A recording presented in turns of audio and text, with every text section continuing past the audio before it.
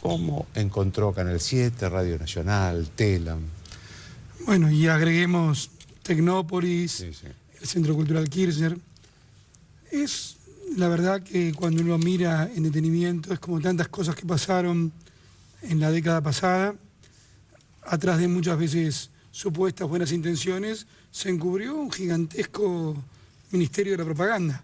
Lo que hubo es un ministerio de la propaganda articulado, organizado, escondido con buenas intenciones. ¿Quién puede negar que haya un parque de ciencia y técnica gratuito para todos los niños?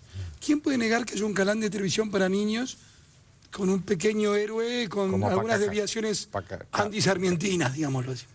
¿Quién puede negar un canal cultural como Encuentro o el centro cultural más importante del hemisferio sur? Pero cuando uno mira de cerca, todo era un gigantesco dispositivo de propaganda, generosamente financiado por otra parte. Cuando decimos propaganda, ¿qué quiere decir? El relato. ¿Cuál es el problema del relato? Relatos hay siempre. El problema es el relato, la mistificación del relato, la cuestión de que incluya a unos y no incluya a otros, y sobre todo una visión claramente, pero claramente en pos de un discurso único. Yo creo que los que tenemos un sentido democrático profundo... Y la demonización del otro, ¿no? Tienen que ver con un intento de destrucción del otro, de ni siquiera comprender que puede existir otro. La otredad como enemigo. Y nosotros creemos que la otredad es un lugar de aprendizaje, que uno aprende de lo diferente. Y acá hubo aparatos de destrucción. Y de los colegas periodistas, además, y eso es mucho más triste. Periodistas que se dedicaban a destruir a otros periodistas. Claro.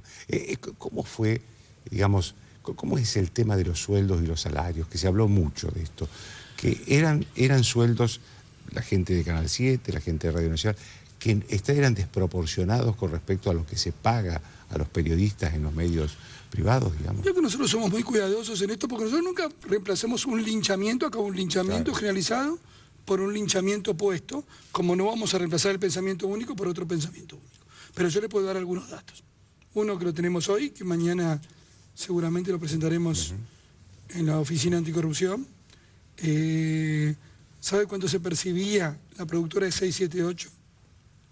Y no sé si los periodistas, porque en 678, para entendernos, el canal ponía las cámaras, ponía los estudios, ponía la denominada técnica, la productora ponía la denominada artística. Ahora, encontrando que había publicidad del Estado, porque además había publicidad del Estado, salía 55 millones de pesos por año. Yo no sé si los 55 millones de pesos se los quedaba la productora o además sé cuánto iba a los periodistas. Pero lo que sí que es escandaloso. Sé que es escandaloso. Claro. Sé que es escandaloso. Sé también fehacientemente que hemos puesto unos nuevos topes salariales a los sueldos más altos de Radio Nacional. No a los bajos, porque ahí hay profesionales estupendos en Radio Nacional, en Canal 7, en Telam, pero los más altos, y esos sueldos son 40% por debajo de las supuestas renovaciones de contrato. Y yo estoy seguro que la mejor gente, la que tiene vocación de servicio público, esos periodistas buenos, verdaderos, legítimos, van a aceptar esta propuesta. Quiere decir que si acepta un 40% por debajo, se pagaba un 40% por arriba, casi como un silogismo obvio, ¿no? Claro. Hernán, ¿hubo algún pedido del gobierno a Radio Continental por el tema de Víctor Hugo Morales? Terminantemente no. Terminantemente no. Yo diría, es parte, de nuevo, yo lamento que Víctor Hugo Morales haya intentado enredar en su problema personal con Radio Continental al gobierno. Pero no puedo dejar de decirle, Joaquín, que asumimos hace 38 días y ya había un plan orquestado. Como decía Hume, la razón es esclava de las pasiones. Primero decidieron que este gobierno había que hacerle resistencia. ¿Cuál va a ser la programación, por ejemplo, para las cosas más vistas, más escuchadas, que son Canal 7 y Radio Nacional? ¿Cómo va a ser la programación? ¿Cuál va a ser la programación? ¿Va a ponerse más acento en lo cultural o en lo periodístico? Para hablar un poco más del futuro. Bueno, a ver, nosotros creemos que tiene que haber siempre, en la misión de los canales públicos, tiene que haber una misión cultural, educativa, periodística, sin resignar el entretenimiento, pero la base es cultural, educativa y periodística. No son medios públicos que salen a competir como si fueran igual que los medios privados. Lo que yo sí sé es que en pocos meses, a lo mejor mucha gente va a decir, pero ¿cómo permiten que se critique tan duramente al gobierno de Mauricio desde los canales públicos? Y yo también sé que vamos a estar orgullosos de eso. Vamos a estar orgullosos del pluralismo, de la tolerancia. Lo único que no vamos a permitir es el linchamiento y la falta de respeto. Ideas todas, pero linchamientos de lo público no va a haber más. No, te pregunto esto porque los otros días, hablando del caso de Víctor Hugo Morales, el presidente dijo en una conferencia con los periodistas, una conferencia de prensa, dijo, yo ni siquiera voy a hacer nada por la programación de Canal 7, por ejemplo. Dice, eso se va a encargar Lombardi. La verdad que el presidente en eso es... Así que te tiró toda la responsabilidad. Es extraordinario, después me tiró de bastantes responsabilidades para ser justo, pero... Y él me dijo, Hernán, fui el primero que convocó. Las elecciones terminaron el recuento a la 1 de la mañana, 7:30 de la mañana me ofreció esta responsabilidad, que obviamente es una responsabilidad enorme, porque tiene que ver con todas las áreas del relato. Pero tengamos la plena conciencia y espero poder mirarnos todos a los ojos nuevamente, sabiendo que todas las voces se van a poder expresar. Y que Tecnópolis va a ser un gran parque de ciencia y técnica. ¿Cuál va a ser la programación, por ejemplo, para las cosas más vistas y más escuchadas, que son Canal 7 y Radio Nacional?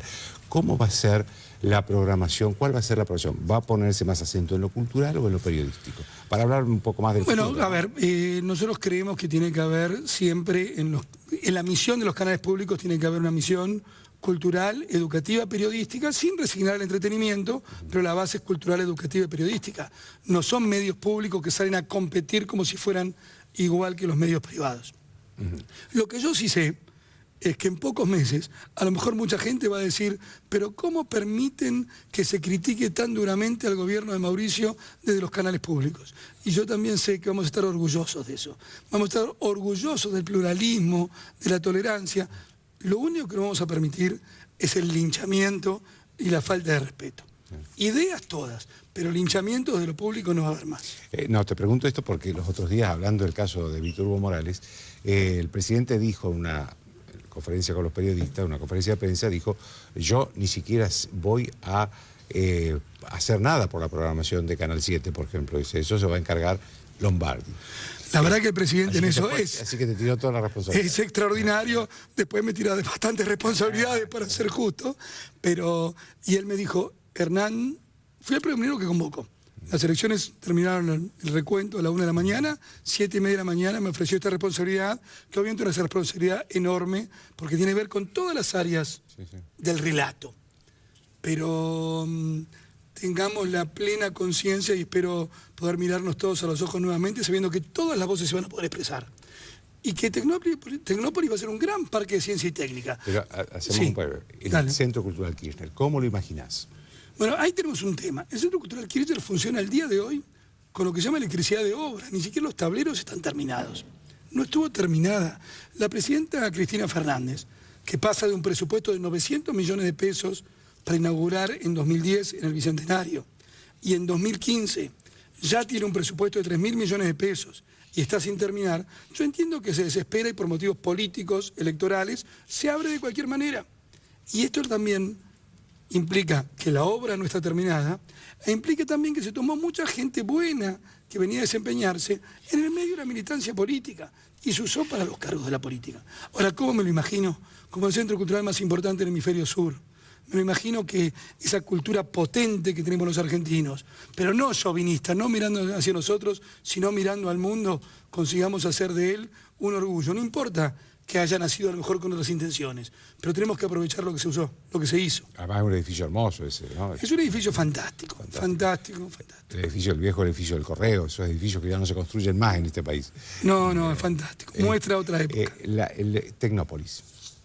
Tecnópolis va a ser seguir siendo un parque de ciencia y tecnología, pero va a mostrar los logros de todos los argentinos, los logros de los científicos, los logros también de las empresas, los logros del gobierno. Hasta ahora los ministerios mostraban sus logros. Yo me acuerdo, yo he estado en la Unión Soviética, había una exposición de los logros permanentes frente a un hotel que se llamaba Cosmos. Eso no va a pasar más. Yo no estoy asemejando fácilmente la idea acá, me parece que las ideas eran mucho más sencillas que esas. Pero esto va a ser la exposición de los logros de la sociedad, de los logros de la ciencia, de la enorme creatividad de los argentinos. Va a volver a ser un placer visitar a Tecnópolis y sobre todo, Joaquín, abrirlo a toda la ciudadanía. No va a haber más remeritas de la Cámpora. No va a haber más remeritas de la Cámpora, no porque me parezca mal ninguna idea, pero porque son lugares que son de todos. ¿Cuánta gente le dice a usted, me dice a mí, yo mientras ella me Kirchner no voy más? Y yo digo, bajemos la agresión. Tenemos que, en el medio de todo este desastre que sucedió, tenemos que volvernos a unir. Así que no tenemos que perder la paciencia. Tengo una tarea difícil, porque tengo que imbuirme todos los días de, pese a las cosas que uno ve, no dejar de tender la mano y buscar el diálogo. Usted se ha movido siempre en el mundo de la cultura. Sí. ¿Cómo ve cómo percibe que recibe al gobierno de Macri el ámbito cultural, los intelectuales, los académicos? ¿Cómo lo está recibiendo? Las encuestas le dan muy bien en la sociedad en general, pero yo creo que ese ámbito también empieza a haber un giro. Yo creo que el intelectual que se precie de tal nunca puede abandonar el pensamiento crítico. Es como el periodista. Uno no es un vulgar reproductor de un discurso con la palabra esta que se ha hecho tristemente célebre, bajada de línea. Yo creo que los intelectuales empiezan a darse cuenta que tienen una función en la sociedad, que no pueden ser simplemente como si fuera un cassette reproducir lo que otros le dicen. Y me parece que eso va a empezar a aprender. Te quiero comentar una cosa. Mientras estábamos hablando nos quedamos sin sonido, por eso tengo acá. Y hay una pequeña parte que quiero que la repitas porque es importante. El tema de si hubo un pedido del gobierno a Radio Continental para que Víctor Hugo Morales no siguiera trabajando. Y la otra, el tema de la resistencia que hablaste del kirchnerismo. Esas dos partes se fueron del aire, desgraciadamente, y quisiera que las repita porque son temas muy importantes. Primer punto, absolutamente no. Este gobierno quiere la libertad en serio y no interfiere en las decisiones de los privados. Y nos parece una iniquidad y un giro político, tratar de involucrar en el problema entre Radio Continental y Víctor Hugo Morales al gobierno. Eso es una iniquidad y una falsedad. Por otra parte, te decía antes y lo vuelvo a repetir, resistencia. La resistencia acá se le planteó del primer día, hace menos de 40 días que asumimos, al gobierno constitucional de los argentinos. Resistencia se le hace a los dictadores. Resistencia le hicieron los franceses a los nazis y está muy bien que así fuera. Y como esa idea estaba prevista de la resistencia, pasaron a la idea de que iba a haber censura. Acá no solo no hay censura, sino que todas las voces se van a expresar con total libertad. Y también te decía, como estaba como prescrito en ese plan donde la presidenta ni siquiera le dio la banda a Mauricio, se decía que se iba a criminalizar la protesta social. Y yo veo lo escuchaba recién al gobernador Morales, que con toda razón dice, señores, acá está actuando la justicia. Entonces es como, vuelvo a Hume, la razón es esclava de las pasiones. Primero tuvieron la pasión de caracterizar al gobierno de Mauricio como si tuviera algo que ver con un sistema autoritario. Y después explican lo que ya habían decidido hace 40 días. Muchas gracias, Hernán. Una pausa.